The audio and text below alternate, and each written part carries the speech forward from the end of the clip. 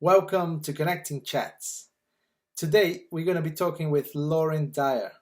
Lauren is a singer, pianist, and flautist, and she's going to be talking to us about her very varied and dynamic career as a workshop leader, choir leader, teacher, and much more.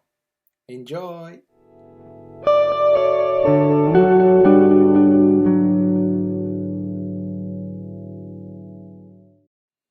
We are live. Hello, Lauren Dyer. Hello, Fernando. Ting, ting. Welcome to our Connecting Chats, Soundcastle Connecting Chats. Very exciting to have Miss Dyer with us. Well, thanks for having me. It's wonderful to be here with Fernando. We have some musical beacon stories to tell, don't we? Yeah, we do. That's very good. Cool. Shall we get started then? Yeah.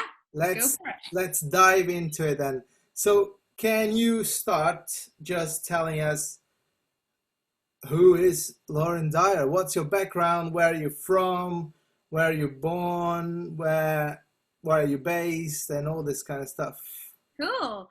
Well, I'm Northern Irish performer, vocalist, musician, conductor, community music maker, and creator. Right. So all the way from Northern Ireland, Bangor, County Down, a lovely seaside town where I love to ride my bicycle and make music and sing a lot. And yeah, it was a great place to grow up. Really, really nice, by the sea. So, yeah, that's cool. Yeah, no, it's really nice. So yeah, I came to find music through starting with my family, actually. Main influence for me would have been my Nanny Dyer. Ah, nice. Yeah, Nanny Dyer. She was a fantastic vocalist, always singing. Yeah, singing in the clubs, singing at parties. Oh, professional singer. No, not professional. Just she's a singer, performer for her friends and family. Yeah, amazing. So amateur, but she could hold her own. She can hold a room. When she started singing, everyone watched.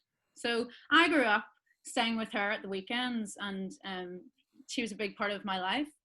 And I definitely think she was a major influence in getting me into music and singing. She was a big lover of the musicals, and I think that definitely influenced I'm sure that my love for musicals as well. Yeah. So Lily Dyer, what a wonderful woman, a great influence in kind of where I got my music making from. Amazing. So can you tell us a little bit about what was your music education? Did you start early years in school? How was that a formal kind of education or informal? Were you in bands or groups or amateurs? Can you give us a panoramic vision on Okay, cool. Lauren's? Yeah, I started to learn the piano and flute around 9 years old. I had lessons in those, classically trained, and I went to a primary school that was pretty amazing for music making. I'd say the teacher there went 100% on all the groups and activities that were available, and that was a fantastic place to be in and grow up with that music education behind me. So Rosemary Smith was, someone who led choirs. I was part of 2 choirs, an orchestra, a recorder group, and I was part of all of those growing up. What age were you when you're doing all of those things? This is all primary school. Oh, really? Yeah. Wow, so that was a major part of my life, growing up, taking part in all these after school activities, activities during school time, music before learning at 9 a.m. You'd be rehearsing at 7:30 in the morning, after school, lunchtime. So yeah, I was part of lots of different kind of music clubs. And then I also was part of a theatre school, a Saturday theatre school.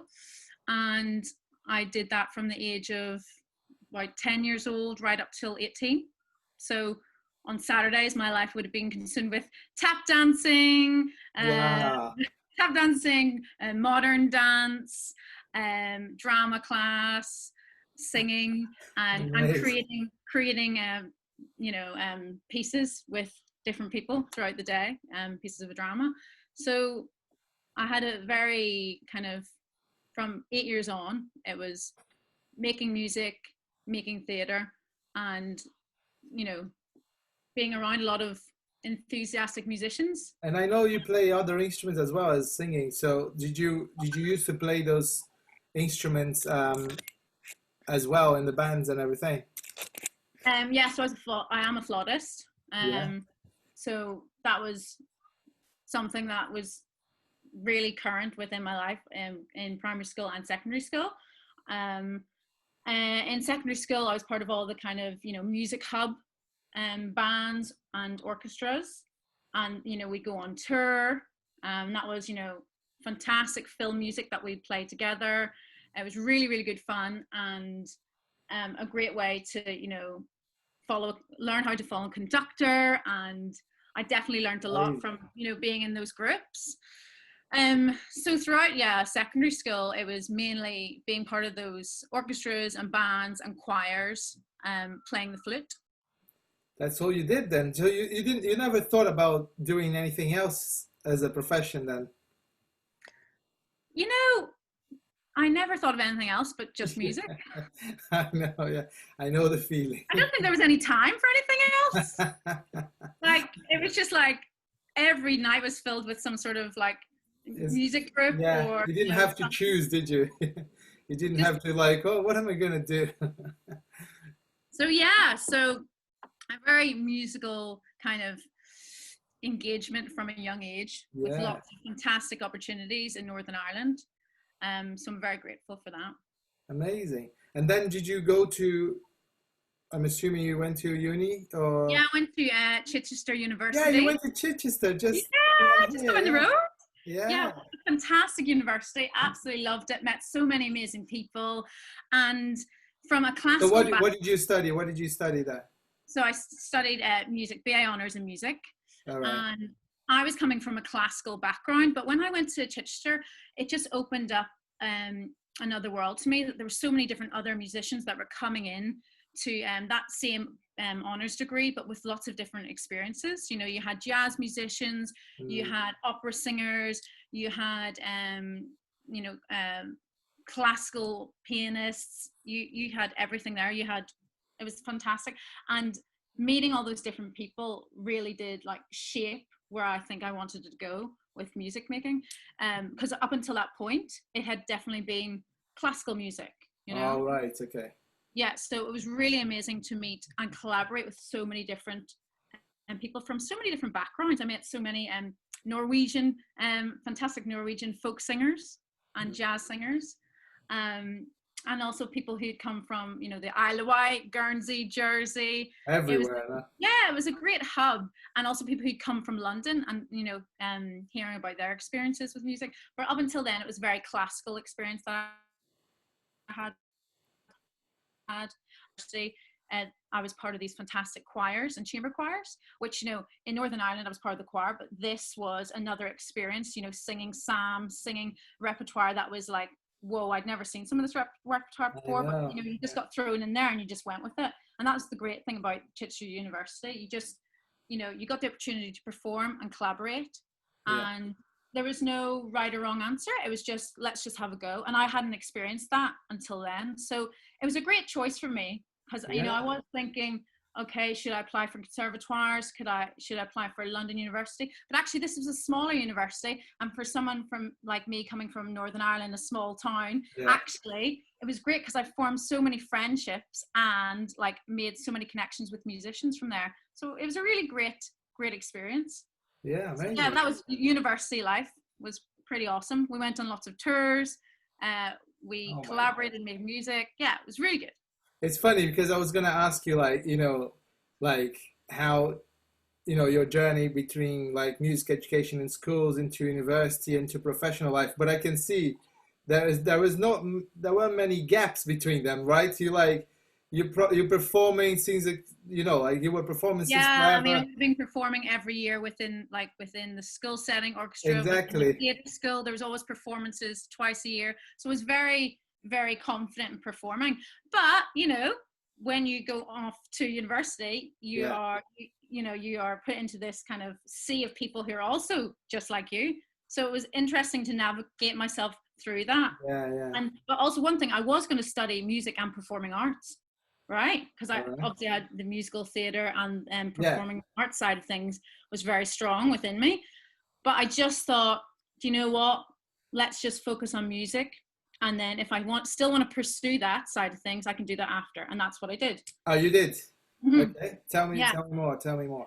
So I auditioned for one of the theatre schools in London, Mount Few Academy of Theatre Arts, All and right. I did just a foundation there for 1 year. And that was a great way to get me into London, you know, straight out of university, into London, do a course that was, you know, not so full on, but it was dance, drama, and singing. Not so full on. Drama, dance, drama, singing. That's all right. And yeah. So I did. I was pursuing that, but then also starting my own, you know, music creation business on the side Yeah. whilst studying. So So and then, so did you start kind of, would you say your professional life started in London, or would you say it started in Chichester, or? I'd say it started in London. Yeah. After I had that year of musical theatre training and kind of thinking about where I could go with that, I started to kind of, you know, collaborate those ideas, and that's where I kind of thought, right, I could do actor musician work. Yeah. And I started to apply and audition for different theatre companies that were putting on shows, making and devising the theatre. And All I thought, right. well, this is Also, perfect. like new work. Yes. All right. Theatre pieces that we would take 2 weeks to devise, you know, and then we put the show on for a week. Okay. So that was a way I feel like I could have, you know, collaborated my musical skills and the love of theatre and performing arts. Yeah. So that was kind of the next step in my journey.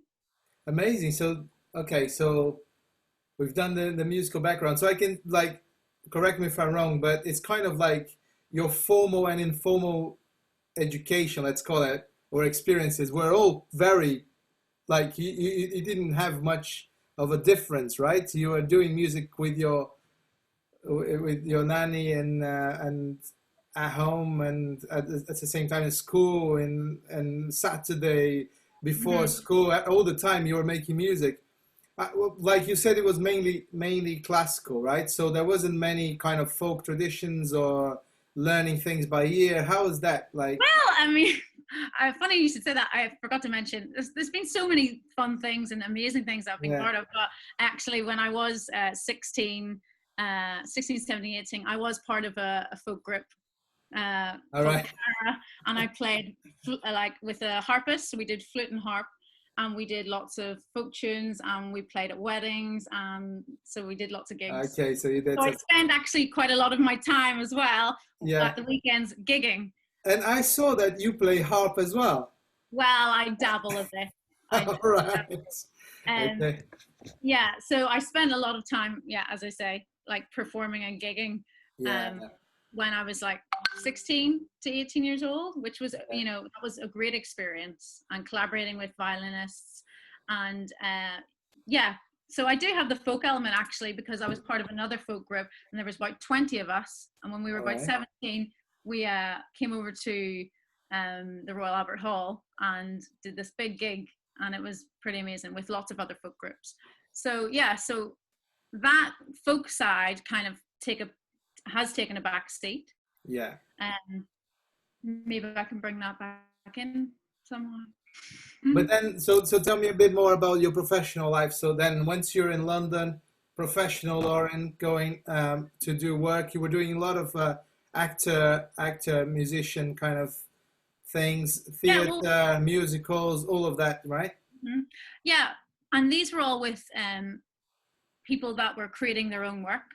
So I was seeing a lot of other artists, directors and musicians who were just kind of throwing themselves in there and making and creating. Amazing, and I think that's where I've, you know, that's the kind of thing that I was excited by, really excited by. You know, you don't have to sit around and wait for the jobs to come to you. You can just make your music. You can make something, you can create a theater piece, and within 2 weeks later, you're ready to perform because you've created the music, you've created the dance, you've created the dialogue, you've done it all. So that's what I feel like that has stayed with me until now, you know, always having that motivation to create and make and drive your own career. Yeah, that's cool. But then, so when did community music come into your practice then? Okay. And so, even if it's not like you know, you didn't go straight there, you know, you were teaching and working with groups or whatever, I don't know, like what's your, when you realize you're like, oh, I'm here? Well, I'd say for about 4 years I was, you know, doing the actor, musician, creative stuff. I was trying to get any vocal work that I could, any backing vocal work, any performance work in shows. So there's about 4 years where I was doing a lot of that and meeting lots of new people. And, you know, in London, it's such a fantastic place. You meet someone, you do a show, they tell you about an audition, or they tell you about a job that's coming up, or you get recommended. So I'd say a lot of my roles have kind of come through that, which is amazing.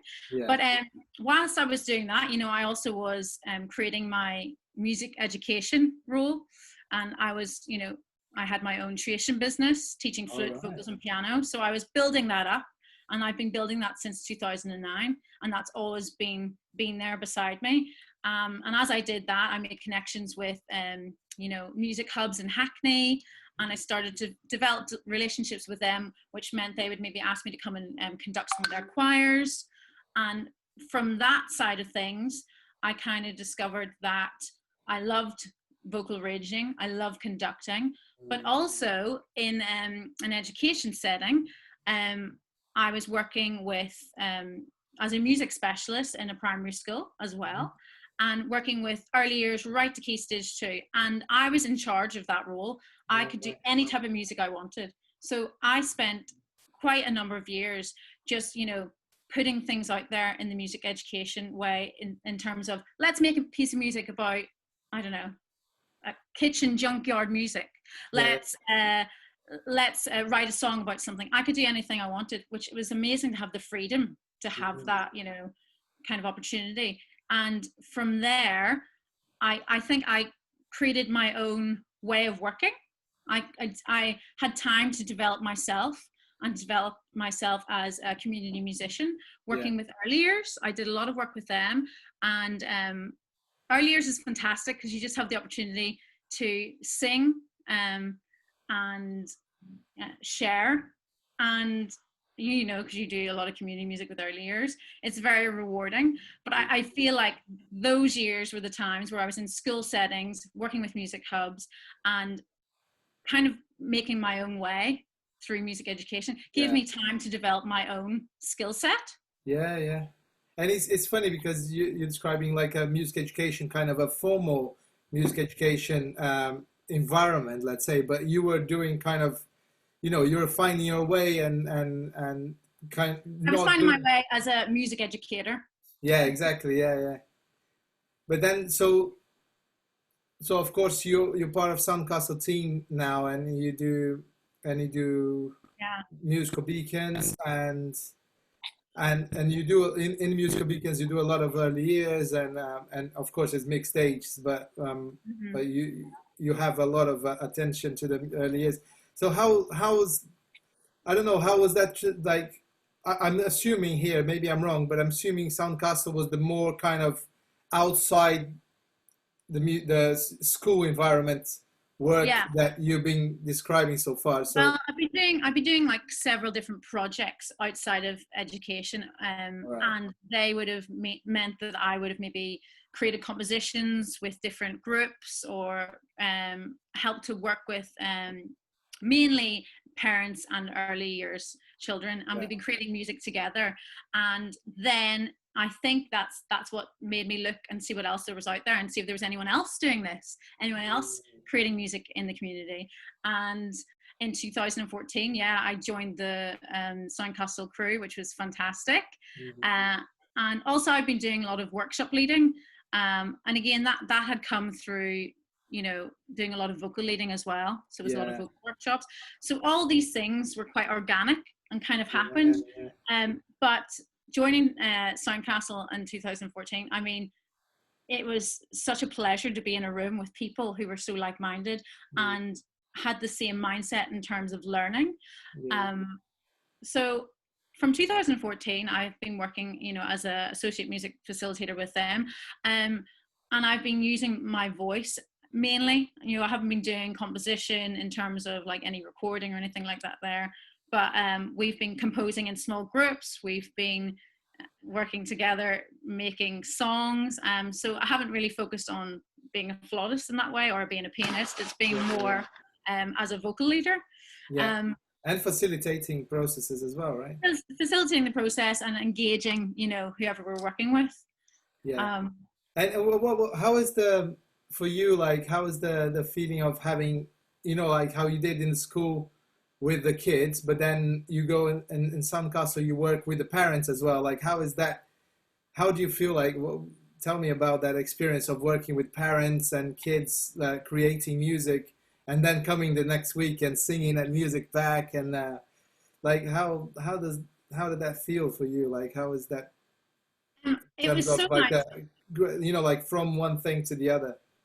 Yeah. Well, I think, you know, with some projects, you start them, you have a finished product, then you're done. Or you have a concert, done. You have a show, finished, right? And I have to say the difference with working within Soundcastle was the fact that we make these connections and we kept on coming back to them. And I have to say, being able to work with parents and their little ones, the parents always thought that, oh, well, I'm coming to the music session and it's for my child. But we were always kind of like, no, actually, this is for you.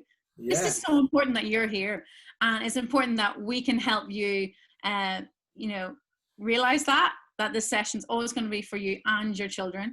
And that we can, you know, make music with, you know, something as small as 10 minutes of music making. We can make something that, you know, actually we can share and something we can build on week on. Be proud of and remember as well with the kids afterwards. And you know, it was also really nice, like at the start of each session, you know, we'd have that time where we'd have tea, coffee, chats. And that's the part that, you know, when you're working on other projects or maybe in school, you don't have that time. Or, you know, in a theatre show, you don't have the time to go, let's sit around and chill and get to know each other. Sometimes you've got a deadline, you've got a schedule, you've got a rehearsal schedule, and you just got to go. But what the amazing thing about community music is you get the time to, you know, form relationships, build on that each week. And, you know, it's been really important. And I really important within our Soundcastle community, that ethos to keep that there. I sing because I'm happy. I sing because I'm free. And when I sing, I feel a joy that fills my soul with glee. And one thing I wanted to ask as well, like as I said, from it's funny to hear from you, like it feels like you've been doing the same stuff since you started making music. You've been doing everything for everyone in all contexts.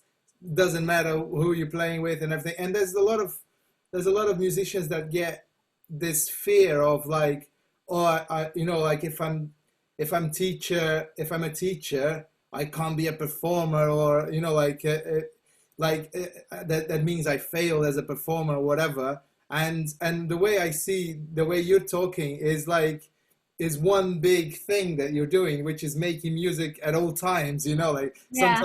Sometimes you're in front telling people what to do. Sometimes you're in the back doing things that people are telling you. Sometimes you're teaching a song. Sometimes you're learning a song. Sometimes you're devising someone else's work. But they're all the same, right? And this is for me, it's like a dream kind of way of seeing things. Do you agree with me? Oh my goodness. I just feel like, you know, we are on this planet as music makers, and you can't be pigeonholed into, I just do this. Because actually, a well-rounded musician and facilitator will be able to go into any space, make the space feel good, and work with the people that are there. And I think that's the thing that we've got to remember. Yes, we're musicians, but we don't want to be, I'm a musician, or I identify as a teacher, I identify as this. We identify as a music maker. We,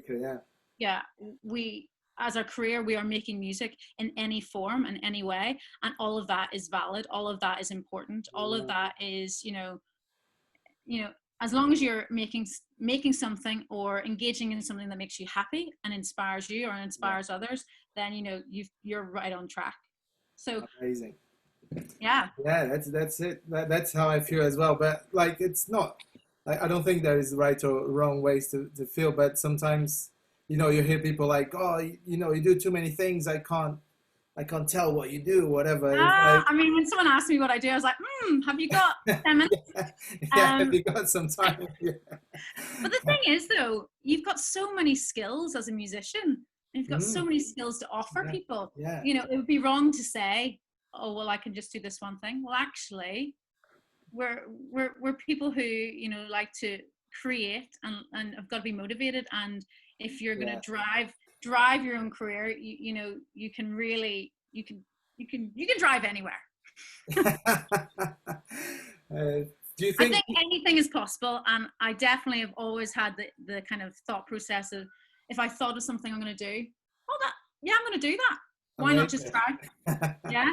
And so, do you think it's because you had the music since very early in your life that you feel this freedom? Do you think that's I think I had that's one of the reasons, or?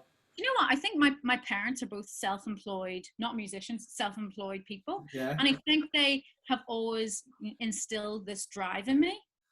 Whatever you want to do, you can do it. And I'm like, yeah, great. And this is it. My immediate family, none of them are musicians. I was Lone Ranger, learning the piano, learning the flute, going to stage school. I was just doing this all on my own. But if you have the right support, amazing. Yeah. And I have to say, being surrounded by like groups, groups within your primary school, musical groups within secondary school, and if you're part of those things, then you can make connections with other people, and being around other people who feel the same as you, support you.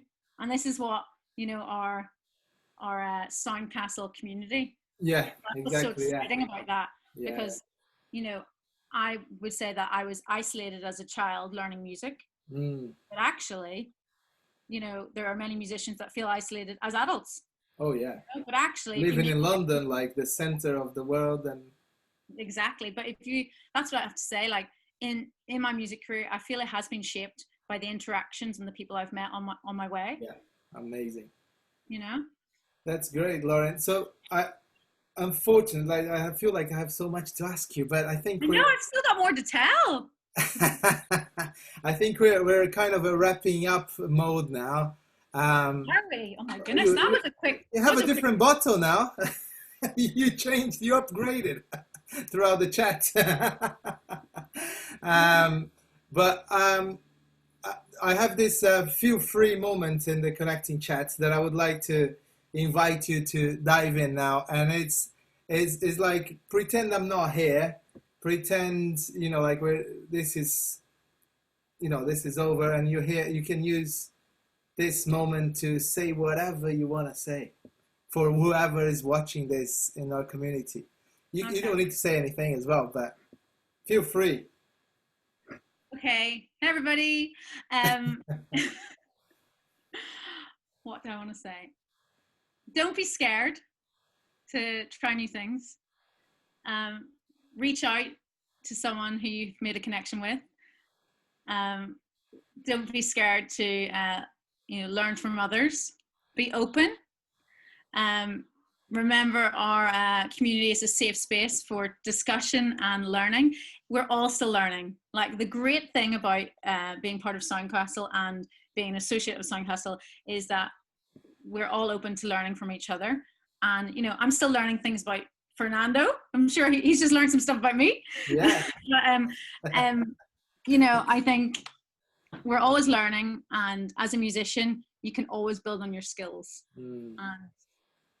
Amazing. I loved what you said, that, you know, like musicians have so many skills that are not only musical, right? Like you get to read body language, because when you're on stage you can't talk to people when you're playing, like you it's all about eye contact, and so like when all the movements when you're leading. Exactly. So there's so many skills that you can apply in, not only in music, that's what I'm saying, but that's never think that they're not important, right? They're all important. And also, I was going to say, when you were talking about identity, let's not forget that, you know, we can identify with many roles within our career, and, you know, your whole self can encompass a lot of skills and a lot of different work. And, you know, how exciting is that if you're starting out? You know, I started out 10 years ago.